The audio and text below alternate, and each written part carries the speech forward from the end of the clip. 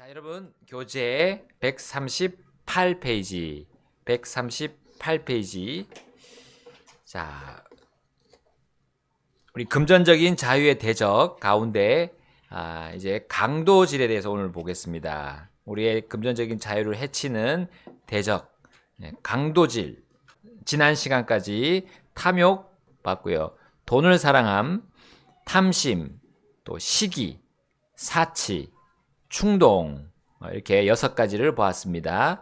자, 오늘 7번째로 강도질을 보겠는데요. 자, 우리 마태복음 6장 33절 함께 읽겠습니다. 자, 마태복음 6장 33절 앞에 나와 있습니다. 자, 시작. 오직 너희는 먼저 하나님의 왕국과 그분의 의를 구하라. 그리하면 이 모든 것들이 너희에게 더해지리라. 아멘. 모든 것의 소유 주심을 삶에 적용할 때 우리는 이 말씀이 우리에게 삶의 지침이 되고, 특별히 금전적인 부분에 대해서도 우리가 자유로울 수 있는 그 귀한 말씀인 줄로 믿습니다. 자, 여기 보면요, 하나님의 왕국과 그분의 의를 어떻게 구하는 거죠? 언제? 먼저, 가장 먼저 첫 번째로 구하는 것이, 자, 우리가 필요로 하는 어떤 것들을 더해지게 할 것입니다. 바로 우리가 필요로 하는 모든 것들을 더해지게 할 것입니다. 그러니까 우리가 걱정할 필요가 없습니다. 이 돈에 대한 부분도 역시나, 이 금전적인 부분도 역시 그렇습니다. 하나님께서 하나님의 것들을 먼저 우리가 챙길 때, 우리 삶에서 주님이 소유 주심을 인정할 때, 그 모든 것들을 우리 해야 될 것들을, 또 필요로 할 것들을 하나님께서 채워주신다, 더해주신다 하셨습니다. 자, 두 번째, 우리 잠언 3장 9절에서 10절. 우리 이스라엘 백성들에게 주신 그 말씀인데요. 첫 열매, 내 모든 소출에, 이 첫 열매라는 것이 우리의 재물도 포함되는 것이죠. 자, 우리가 얻는 그 재물과 소출로 주님을 공경할 때, 자, 우리는 넘치는 복을 받을 것입니다. 여기 주님께서 약속하셨어요. 내 창고가 가득히 차고 착즙틀에 새 포도 음료로 터져 넘치리라 하셨습니다. 자, 그러므로 우리는 이 하나님을 잘 첫 번째로 모시고 공경할 때 우리의 금전적인 자유를 누릴 수 있게 될 것입니다. 자, 3번. 자, 우리가 11조를 드리지 않을 때, 자, 우리는 하나님의 것을 어떻게 하는 것이라고 우리 말라기에 나오고 있죠? 자, 말라기 보면, 사람이 하나님의 것을 강탈하겠느냐? 그럼에도 너희는 내 것을 강탈하였도다. 그러나 너희가 말하기를, 우리가 어떤 점에서 주의 것을 강탈하였나이까? 하나니 너희가 11조들과 헌물들에서 강탈하였느니라. 자, 여기 보면 강탈이 나옵니다. 이것이 바로 강도질, 도둑질 하는 것을 의미합니다. 자, 우리가 이 11조를 드리지 않을 때는 이 하나님의 것을 내가 인정하지 않는 것입니다. 내가 가지고 있는 것, 하나님의 것이라는 것을 인정하지 않는 거기 때문에 하나님 것을 강탈하는 거라고 우리 말라기 예언자를 통해서 그 이스라엘 백성들에게 말씀하셨어요. 자, 이것이 여전히 우리 교회 시대, 우리 신약 시대에도 적용이 됩니다. 왜냐하면 11조는 율법이 아니기 때문이고죠. 11조는 이미 율법 이전에 아브라함이 멜기세덱에게 드렸잖아요. 그래서 우리는 이것이 지금 여전히 지금도 적용이 되는 하나님의 원리라고 믿습니다. 자, 네 번째, 11조를 드리라는 명령은 하나님의 이중 약속과 함께 주어집니다. 자, 그 첫 번째가 말라기 3장 10절에 나오는 건데요. 너희가 11조를 이제 창고로 와서 너희가 그것으로 나를 검증해라 하셨어요. 자, 그러면 반드시 11조 하나님께 드린 사람들은, 또 하나님의 것임을 인정하고 가장 첫 번째로 또 드린 사람들은, 내가 하늘의 창들을 열어 너희에게 복을 쏟아붓되 그것을 받아둘 충분한 자리가 없을 정도로 붙지 아니하는지 검증해 보라 하셨어요. 그래서 우리 하나님이 정말 그렇게 11조에 한 사람들에 대해서 창들을 열어서 복을 붓는지 너희들 한번 해봐라, 시험해봐라, 그것이 검증해봐라 라는 그런 말씀으로 우리에게 분명히 보장하셨다는 겁니다. 자, 그래서 긍정적으로 그렇게 속박 속에 살아갈 이유가 없다 주님이 말씀하십니다. 자, 두 번째 이중 약속인데요. 첫 번째 약속은 이거고요. 자, 두 번째 약속 이제 11절에 나옵니다. 11절. 자, 함께 읽어볼까요? 11절 시작. 또 내가 너희를 위하여 먹어 삼키는 자를 꾸짖어 그가 너희 땅의 열매를 멸하지 못하게 할 것이요. 또 너희 포도나무가 때가 이르기 전에 밭에서 자기 열매를 떨어뜨리지 아니하리라. 만군의 주가 말하노라. 아멘. 자, 여기 보니까요. B번에 보시면 내가 너희를 위하여 어떻게 하는 자를 어떻게 하겠다 했죠? 먹어 삼키는 자를 꾸짖겠다 하셨어요. 꾸짖겠다. 자, 이것은 우리가 예상치 못한 지출, 예상치 못한 지출을 일컫는 말이 될 수 있습니다. 그러니까 우리가 예상치 못하게 재난이 와가지고 우리가 지출을 해야 되는 그런 우환까지도, 그런 재앙까지도 막아주시겠다라는 말씀이죠. 그래서 여기 포도나무의 또 열매에 대해서 또 말씀을 정확하게 또 해주셨습니다. 자세하게. 자, 그 포도나무가 이제 열매가 자라기 전에 떨어지는 거 뭡니까? 해를 입는 거죠. 피해를 입는 거, 우리 소출에. 그런 재앙들 하나님께서 막아주시겠다 하십니다. 뭐 어떻게 하면요? 11조를 주님께 드리면, 먼저 내가 받은 수입에서 이건 하나님 것이다. 내 모든 것이 하나님 것이다 인정하면서 떼서 주님께 드리면 하나님께서 우리의 또한 재앙들조차도 막아주신다 했습니다. 자, 그 재앙들은 이제 우리의 소출에 대한 재앙들이겠죠. 자, 우리의 재정에 있어서 하나님께 첫째가 되시지 못하고서 진정한 금전적인 자유를 이루는 것은 불가능하다 했습니다. 우리 11조를 창고로 가져오는 것은 그리스도인의 삶의 삶의 기본이다 라고 분명히 말씀하셨습니다. 자, 이것에 순종하지 않으면 강도질하는 것이다, 강탈하는 것이다 했어요. 하나님 것을. 자, 우리 금전적인 자유 대적 이제 7번째까지 했고, 그 다음에 8번째. 자, 함께 읽어볼까요? 시작. 정직하지 않음. 자, 이것은 뭘 뜻하냐. 여기 나오죠? 돈을 벌기 위한 사악하고 수상한 방법이란 거죠. 돈을 벌기 위해서 어떤 다른 방법을 사용한다는 겁니다. 정당한 방법이 아니라. 자, 한번 볼까요? 에베소서 4장 22절. 여기 보니까요. 우리는 구원받기 전과 같이 살면 안 됩니다. 했죠. 여기 이전 행실, 구원받기 전. 그때는 어떻게 살았습니까? 우리가 속임으로 가득한 정욕들에 따라서 썩은 옛사람을 하고 싶은 대로 살았습니다. 그래서 속이고 내 돈을 벌기 위해서 다른 사람을 에게 거짓되게 말하거나 과장하거나 이렇게 해왔다는 거죠. 그러나 이제는 구원받은 후로 그렇게 살면 안 된다. 그건 도둑질이다 라는 것을 우리 주님께서 알려주셨습니다.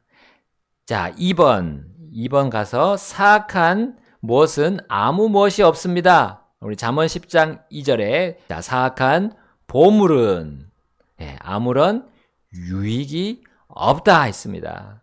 자, 이 사악한 보물은 사악한 방식으로 얻은 재물이 되겠죠. 사악한 방식으로. 그러나 의는 뭡니까? 여기 나오는 의는 죽음에서 건진다 했는데 이거는 정당한, 우리가 돈 벌 때 정당하게 돈 버는 것은 우리를 죽음에서 건지는 또 용도로 사용될 수 있습니다. 자, 3번 넘어가세요. 3번. 자, 하나님의 사람들은 다음의 방법을 통해 금전적인 이득을 구해서는 안 됩니다. 이게 자세한 예를 보여주고 있습니다. 이런 방법으로 하면 정직하지 않은 부정직하게 또 사악하게 도둑질로 버는 재산이 되겠죠. 자, 첫 번째는 바로 속임수입니다. 속임수. 자, 잠언 11장 1절에 이렇게 나와 있네요. 거짓된 저울은 주께 가증한 것이나 공정한 추는 그분께 기쁨이니라. 그래서 옛날에 곡식 같은 걸 이렇게 잴 때 저울에다가 뭔가를 집어넣어가지고 어떤 추를 집어넣어가지고 그 추가 이제 정당한 그런 어떤 무게여야 되는데 속이는 거죠. 그래서 더 무겁게 해가지고 곡식을 덜 주는 방식으로 그렇게 꾸밀 수 있었어요. 자, 이거 속임수입니다. 적은 양으로 더 많이 벌겠다는 그런 속셈이죠. 자, 잠언 20장 10절에도 주께 똑같이 가증한 것이 있는데 그것은 서로 다른 추들과 서로 다른 되들이라고 했습니다. 되는 우리 바가지, 베스킷이죠. 베스킷, 바가지. 근데 그 바가지의 양이 다른 거죠. 원래 그 양이 되어야 되는데 베스킷을 바구니를 바꿔가지고 그렇게 속이는 그런 일도 있었습니다. 그리고 23절에 이렇게 나옵니다. 서로 다른 추는 주께 가증한 것이요 거짓된 저울은 선하지 아니하니라. 하나님께서 다 보고 계십니다. 사람들은 속일지라도 하나님은 속일 수 없습니다. 자, 두 번째, 이런 또한 방법으로 금전적인 그것을 하는데요. 거짓말입니다. 거짓말. 잠언 21장 6절 함께 읽겠습니다. 잠언 21장 6절 시작. 거짓말하는 혀로 보물을 얻고자 하는 것은 죽음을 구하는 자들이 이리저리 내던지는 헛된 것이니라. 아멘. 여기 거짓말이 나옵니다. 거짓말. 자, 그 아까 거짓된 저울이 나왔는데 이 저울에 대해서 누가 이거 진짜 똑바로 된 거예요? 정확한 거예요? 할 때 그 사람이 뭐라고 하겠습니까? 정확한 거예요. 확실한 겁니다. 정확합니다. 나 속이지 않아요. 그렇게 거짓말이 같이 따라오는 거죠. 그런 것들이 우리 상품을 파는 일에 계속해서 적용이 되고 지금도 여전히 그런 사람들이 있습니다. 과장해서 부풀려서 광고하는 그런 일들이 있습니다. 자, 이것은 결코 헛된 것이다 했어요. 그 헛된 것이라는 거는 그렇게 돈 번 것이 어떻게 되는 겁니까? 그 돈들이 싹 다 날아가 버립니다. 오히려 나에게 폐를 주는 걸로 결과가 이어지게 될 것입니다. 자, 세 번째, 허위 진술입니다. 허위 진술. 자, 이제 물건을 어떤 사람이 사는데, 아저씨, 이거 형편 없어요. 주인, 아저씨, 이런 걸 어떻게 써요? 하면서 그 가격을 낮추는 거죠. 내고를 하잖아요. 어떤 때 우리 시장에 가면 내고를 합니다. 정찰제가 아니고 거기는 막 부르는 대로 값이 되고 또 서로 막 값을 흥정해서 하잖아요. 근데 형편없어요 하면서 가격의 가치를 낮추고 또 이 주인은 가격의 그 가치보다 더 많이 부르는 거죠. 파는 사람이 그렇게 하고 또 사는 사람은 낮추고 이게 너무 이렇게 자신들이 벌기 위해서 또 덜 주기 위해서 이렇게 허위 진술들을 합니다. 이거는 하나님의 보시기에 아주 악한 모습입니다. 이것은 이렇게 금전적인 이득을 취해서 우리가 뭐가 되려고요? 부자가 되겠습니까? 하나님은 그런 사람들에게 그렇게 놔두지 않으십니다. 자, 우리 마지막 D 보시면 일확천금을 바라는 계획이라고 했어요. 우리 잠언 13장 11절 여기 분명히 나오죠. 헛되이 얻은 재물 이거는 이상하게 쌓여야 되는데 더 많아져야 되는데 줄어든다 했어요. 그러나 정당하게 수고해서 모은 사람은 재물이 늘어가는 겁니다. 하나님의 법칙이고요. 이 원리는 변하지 않습니다. 급히 부자가 되는 거. 부자가 되고 싶은 마음들은 있어요. 내가 돈 많이 벌어서 또 나눠주기도 하고. 근데 급히라는 거죠. 급히 하게 되면 그 눈이 악하게 된다.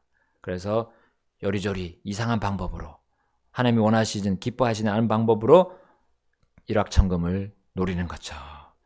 결국 그것은 궁핍이 임한다 했어요. 궁핍. 가난하게 됩니다. 자, 하나님께서 분명히 말씀하셨습니다. 우린 정직하지 않게 버는 거 절대로 우리에게 도움이 되지 않습니다. 자, 그 다음에 게으름이 나옵니다. 게으름. 게으름은 어떤 또 수식어가 붙죠. 예, 노동을 하려는 의지가 없다. 일을 하려는 의지가 없다는 것이 게으름입니다. 자, 일은 하긴 하는데 일을 하려는 의지가 없다는 거. 자, 여기 보니까요.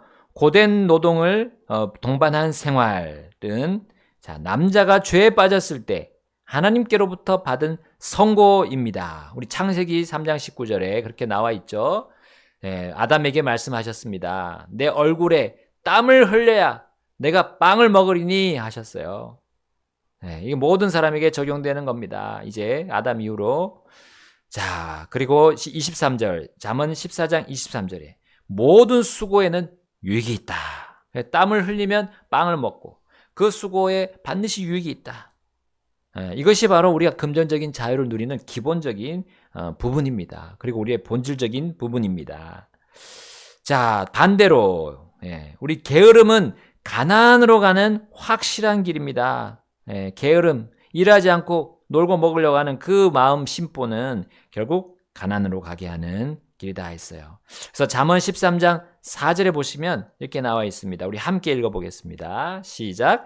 게으른 자의 혼은 원하여도 아무것도 얻지 못하나 부지런한 자의 혼은 기름지게 되리라. 아멘. 완전히 극단이죠. 반대입니다. 게으른 자, 부지런한 자의 그 결과는 완전히 결과도 반대입니다. 자, 우리 이 성경에는 게으름과 이 게으른 사람들에 관해서 많이 말씀하고 있는데요.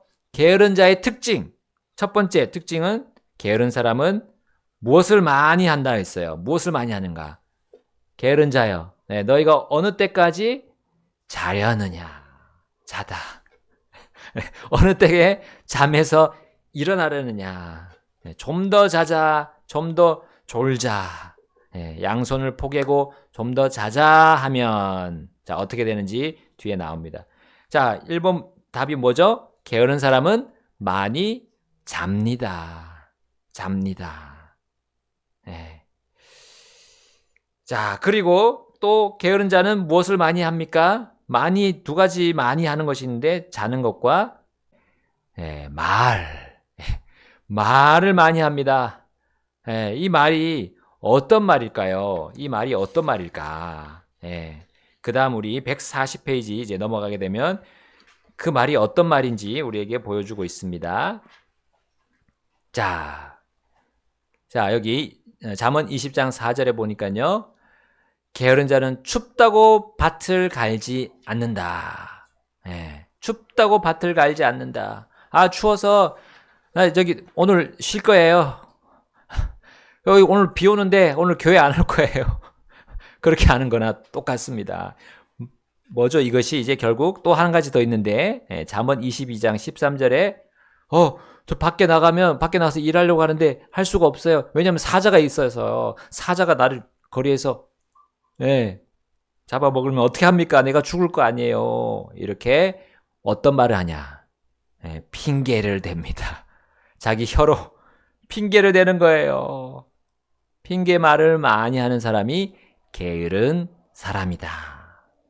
그러면 그의 결과는 부하지게 되지 못하고 가난하게 되는 것이죠. 핑계. 자, 3번입니다. 3번 넘어가서 이제 게으른 사람이 또 어떤 모습을 보입니까?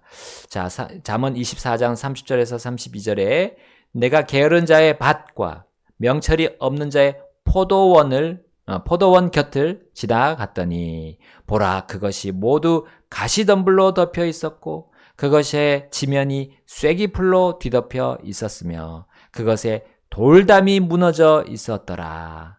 그때 내가 보고 그것을 매우 깊이 생각해 보았고 내가 그것을 바라보고 훈계를 받았느니라.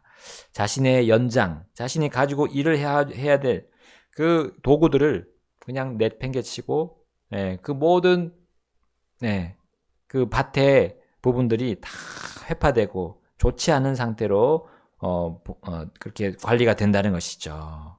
돌보지 않게 됩니다. 자신의 그 일터를 돌보지 않는다는 거죠. 자, 또 게으른 사람은 어떤 사람입니까? 예, 헛된 사람들을 따르는 자입니다. 잠언 28장 19절에 예, 헛된 사람들을 따르는 자가 바로 게으른 사람의 특징입니다. 자, 헛된 사람들은 예, 하나님의 법대로 하나님이 가르쳐 주시는 원리대로 살지 않고 자신들의 생각 또 자신이 하고 싶은 대로 정욕에 따라서 그 속이는 거 또 도둑질로 통해서 많이 벌려고 하는 그런 헛된 사람들을 따르게 된다는 겁니다. 결국. 자, 5번. 손을 느리게 놀리는 자가 바로 게으른 사람의 특징입니다. 손이 느려요. 예. 물론 우리가 육체적인 그런 어떤 능력에 대해서 말한 게 아니라 할 수 있지만 안 하는 거죠. 손을 빨리 놀릴 수 있지만 느리게 자기가 그렇게 놀린다는 것이죠. 자, 예를 들면 그 사람은 맡은 일을 제대로 하지 않는 사람을 뜻합니다. 신실하지 않는 사람을 뜻합니다. 내가 맡은 이 일에 대해서 끝까지 하지 않는 거죠. 그래서 하다가 미루고 하다가 연기하고 이것을 너무 쉽게 해버리는 거예요. 미루고 연기하는 걸 쉽게 하는 겁니다. 자, 이거는 게으른 자의 특징입니다. 자, 이제 6번째 넘어갈까요? 6번째. 자, 게으른 사람은 사냥해서 잡은 것 갖고 와서 모르겠다 하고 또 자는 거예요.